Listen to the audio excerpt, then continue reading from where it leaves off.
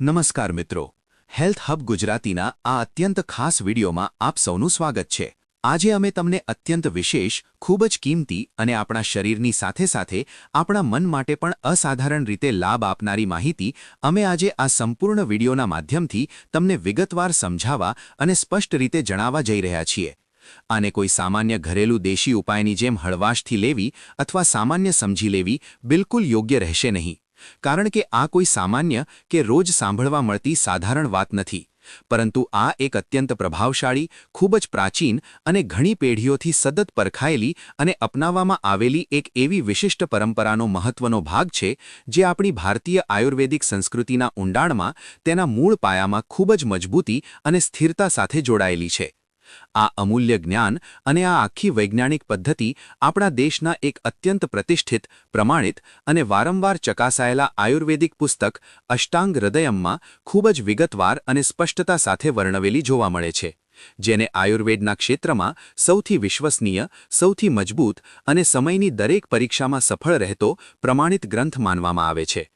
આ એ જ અમર અને અત્યંત સન્માનનીય આયુર્વેદ ગ્રંથ છે, જેને હજારો વર્ષો પહેલાં આપણા દેશના મહાન તપસ્વીઓ, ઋષિમુનિઓ, યોગીઓ અને અનુભવી વિદ્વાનોએ પોતાના આખા જીવનની કઠિન તપસ્યા, ગહન સાધના, ઊંડા અનુભવ, પ્રકૃતિના સૂક્ષ્મ અવલોકન અને નિરંતર પ્રયોગોના આધારે સ્વયં તૈયાર કર્યો હતો।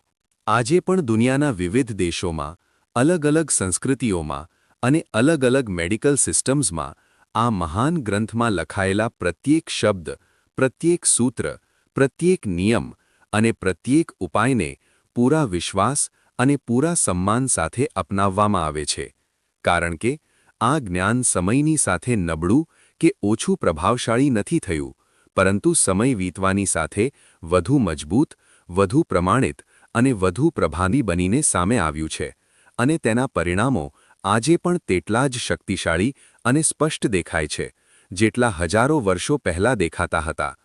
આ જ મહાન, સન્માનિત અને સંપૂર્ણ રીતે વિશ્વસનીય ગ્રંથના એક નાના પરંતુ અત્યંત મહત્વપૂર્ણ અંશના આધારે આજે અમે તમને આ ખાસ માહિતી આપવા જઈ રહ્યા છીએ કે જો કોઈ પણ વ્યક્તિ, પછી તે પુરુષ હોય કે મહિલા, તેની ઉંમર ઓછી હોય કે વધારે, તે સંપૂર્ણ સ્વસ્થ હોય કે કોઈ સ્વાસ્થ્ય સમસ્યાથી પરેશાન હોય, જો તે અઠવાડિયામાં માત્ર 2 દિવસ, તે પણ સવારના સમયે, જ્યારે તેનું પેટ સંપૂર્ણ ખાલી હોય અને રાત્રિનું ભોજન પૂરેપૂરું પચી ગયું હોય, તે સમયે લસણની માત્ર 1 કડી અથવા વધુમાં વધુ 2 કડીઓ સાચી આયુર્વેદિક પદ્ધતિ અને નિર્ધારિત નિયમો અનુસાર ગ્રહણ કરે છે, તો તેના શરીરની અંદર ધીમે ધીમે ઘણા સકારાત્મક અને લાભકારી ફેરફારો શરૂ થવા લાગે છે। આ પ્રક્રિયાના પરિણામ સ્વરૂપ તેનું આખું શરીર જ નહીં, પરંતુ તેનું માનસિક સ્વાસ્થ્ય પણ ધીમે ધીમે સુધરવા લાગે છે અને તે સંપૂર્ણ રીતે સ્વસ્થ જીવનની દિશામાં આગળ વધવા લાગે છે। પરંતુ બીજી તરફ, જો આ જ લસણ કોઈ વ્યક્તિ દ્વારા સાચી જાણકારી મેળવ્યા વગર, પોતાના શરીરની પ્રકૃતિને સમજ્યા વગર અને કોઈ અનુભવી વ્યક્તિના યોગ્ય માર્ગદર્શન વગર નિયમિત રીતે સેવન કરવામાં આવે, તો આ જ લસણ ધીમે ધીમે લાભ આપવાને બદલે નુકસાન પહોંચાડવા લાગી શકે છે। જો કોઈ વ્યક્તિ અઠવાડિયાના 7 દિવસ સતત અને કોઈ પણ વિરામ વગર આનું સેવન કરતો રહે છે, તો તે ધીમે ધીમે તેના શરીરના સંતુલનને અસર કરવા લાગે છે અને અનેક પ્રકારની છુપાયેલી સમસ્યાઓને જન્મ આપી શકે છે। ઘણીવાર આ નુકસાન એટલું ધીમેથી અને એટલી છુપાયેલી રીતે વધે છે કે વ્યક્તિને તેનો અહેસાસ પણ નથી થતો અને તે લાંબા સમય સુધી કોઈને કોઈ શારીરિક સમસ્યાથી પરેશાન રહે છે, પરંતુ તેને વાસ્તવિક કારણની ખબર જ નથી પડતી। આજના સમયમાં આ એક ખૂબ જ સામાન્ય વાત બની ગઈ છે કે લોકો ઇન્ટરનેટ, યુટ્યુબ કે અન્ય કોઈ સોશિયલ મીડિયા પ્લેટફોર્મ પર હેલ્થ સંબંધિત કોઈ પણ વિડિયો જુએ છે અને તરત જ તે ઉપાય પોતાના પર લાગુ કરવાનું શરૂ કરી દે છે। જેવા કોઈ વિડિયોમાં લસણના ફાયદા વિશે જણાવવામાં આવે, ઘણા લોકો તે જ દિવસથી સવારે ખાલી પેટે કાચા લસણની 1 કળી ચાવવાનું શરૂ કરી દે છે અથવા તેને હૂંફાળા પાણી સાથે સીધું ગળી જાય છે। તેઓ આવું અઠવાડિયાના 7 દિવસ સતત કરે છે અને ધીમે ધીમે આ આદત તેમના શરીર માટે નુકસાનકારક સાબિત થવા લાગે છે। કારણ કે દરેક ઔષધિનું સેવન સાચો સમય, સાચી માત્રા અને સાચી વ્યક્તિ અનુસાર જ લાભકારી હોય છે। જો કોઈ ઔષધિ ખોટા સમયે લેવામાં આવે, ખોટી માત્રામાં લેવામાં આવે અથવા વ્યક્તિની શારીરિક પ્રકૃતિને અનુકૂળ ન હોય તો તે જ ઔષધિ લાભ આપવાને બદલે સમસ્યાનું કારણ પણ બની શકે છે. એટલા માટે આ આખા વિડીયોનો મુખ્ય ઉદ્દેશ્ય તમને આયુર્વેદના દૃષ્ટિકોણથી ખૂબ જ સ્પષ્ટ અને સરળ ભાષામાં સમજાવવાનો છે કે લસણનું સેવન ક્યારે કરવું જોઈએ, કેટલી માત્રામાં કરવું જોઈએ અને કયા લોકો માટે તે વધુ લાભકારી છે. સાથે જ એ જાણવું પણ અત્યંત આવશ્યક છે કે તેને ખાવાની સાચી રીત કઈ હોય છે જેથી તમને તેનાથી મહત્તમ લાભ મળે અને કોઈ પણ પ્રકારનું નુકસાન ન થાય. કારણ કે પ્રત્યેક વ્યક્તિની શારીરિક પ્રકૃતિ એક સમાન હોતી નથી. કોઈની પ્રકૃતિ વાત પ્રધાન હોય છે, કોઈની પિત્ત પ્રધાન તો કોઈની કફ પ્રધાન હોય છે.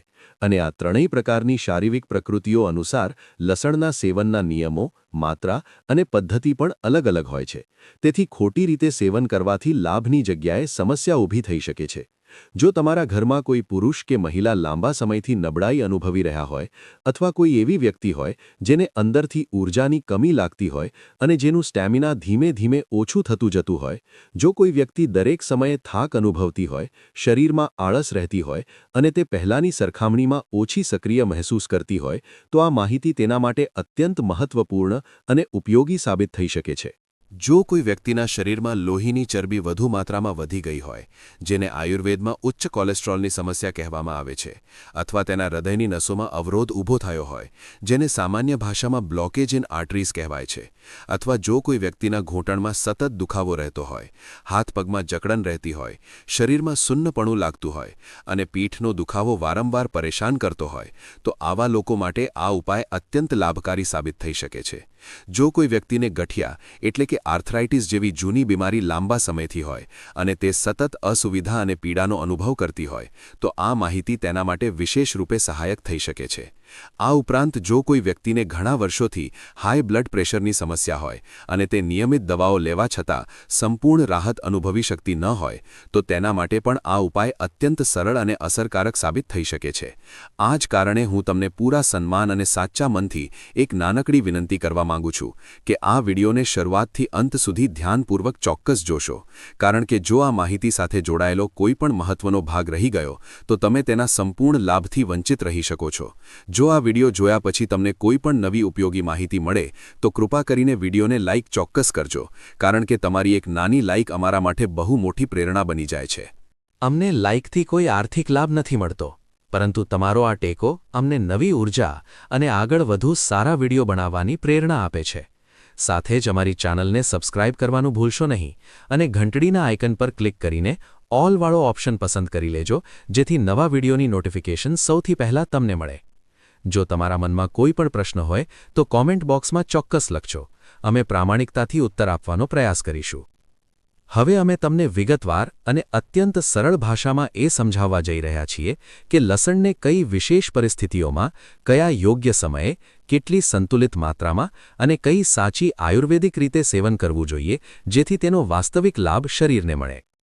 શરીરની અંદર જેટલી પણ ગંભીર અને જૂની બીમારીઓ છે તે વાત દોષ વધી જવાને કારણે ઉત્પન્ન થાય છે, જેમ કે સતત હાઈ બ્લડ પ્રેશર રહેવું, પેટમાં વારંવાર એસિડિટી થવી, હૃદયની મુખ્ય નસોમાં બ્લોકેજ થવું, સાંધામાં સોજા સાથે સતત દુખાવો રહેવો, ઘૂંટણમાં જકડન અનુભવવી જેથી ચાલવા ફરવામાં મુશ્કેલી પડે, સ્નાયુઓમાં ખેંચાણ અને પીડા રહેવી, કમરમાં ભારેપણું અથવા હાથ પગમાં વારંવાર સુન્નપણું આવવું. આ તમામ સંકેતો સ્પષ્ટ કરે છે કે શરીરની અંદર વાત દોષ વધી ગયો છે. આવી સ્થિતિમાં લસણ એક અત્યંત પ્રભાવશાળી ઔષધિની જેમ કામ કરે છે, પરંતુ એ સમજવું જરૂરી છે કે તેને સામાન્ય ખોરાકની જેમ રોજ ખાવું જોઈએ નહીં. જ્યારે લસણને એક ઔષધિ તરીકે સન્માન અને સાચી સમજ સાથે યોગ્ય રીતે લેવામાં આવે ત્યારે જ તે ઊંડાણપૂર્વક અસર કરે છે. જો કોઈ વ્યક્તિ તેને નિયમ વગર સતત ખાતી રહે તો તેની અસર ઓછી થઈ જાય છે અને અમુક સ્થિતિમાં નુકસાન પણ કરી શકે છે. જો તમારી પ્રકૃતિ વાત પ્રધાન છે તો આયુર્વેદ અનુસાર લસણની માત્ર 1 અથવા વધુમાં વધુ 2 કળીઓ અઠવાડિયામાં 2 થી 4 વાર એટલે કે એક દિવસ છોડીને લેવી વધુ યોગ્ય ગણાય છે. જ્યારે તમે સવારે વહેલા ઉઠો છો અને પેટ ખાલી હોય ત્યારે લસણની એક તાજી કળીને ધીમે ધીમે અને સારી રીતે ચાવીને ખાવી જોઈએ.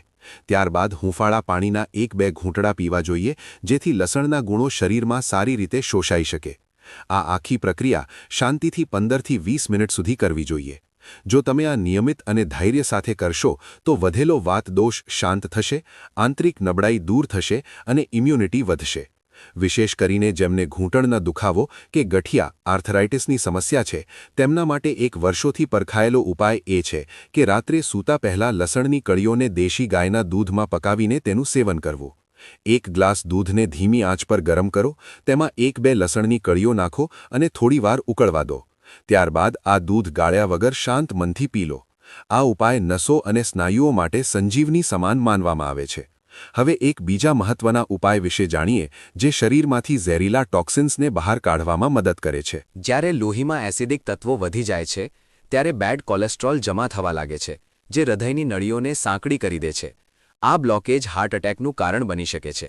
આ સમસ્યાથી બચવા માટે આયુર્વેદમાં અર્જુન વૃક્ષની છાલનો ઉલ્લેખ છે, જે હૃદય માટે શ્રેષ્ઠ છે. આ છાલ કોઈપણ આયુર્વેદિક સ્ટોર પર ખૂબ સસ્તા ભાવે મળી રહે છે. આનો ઉપયોગ કરવાની રીત: 1 ગ્લાસ હૂંફાળું પાણી લો, તેમાં અડધી ચમચી અર્જુનની છાલનો પાવડર નાખો. હવે સવારે ખાલી પેટે લસણની 1-2 કળી ચાવીને ખાઓ અને તેની તરત જ બાદ આ અર્જુનની છાલવાળું પાણી ધીમે ધીમે પી જાઓ. યાદ રાખો, આ પ્રયોગ રોજ નથી કરવાનો. અઠવાડિયામાં માત્ર 3 કે 4 વાર 1-1 દિવસના અંતરે કરવાનો છે. જેમ કે સોમવારે કર્યું તો મંગળવારે નહીં, બુધવારે ફરીથી. આનાથી હૃદય મજબૂત થાય છે અને બ્લોકેજ દૂર થાય છે. તમે ઈચ્છો તો આના 1 કલાક પછી દૂધીનો તાજો રસ, જે કડવો ન હોય, પણ પી શકો છો. લસણ લોહીમાં ગંઠાઈ જવાની પ્રક્રિયા ક્લોટિંગને પણ રોકે છે, જેનાથી બ્રેઇન સ્ટ્રોકનો ખતરો ઓછો થાય છે. આ ઉપરાંત તે નેચરલ એન્ટિસેપ્ટિક પણ છે.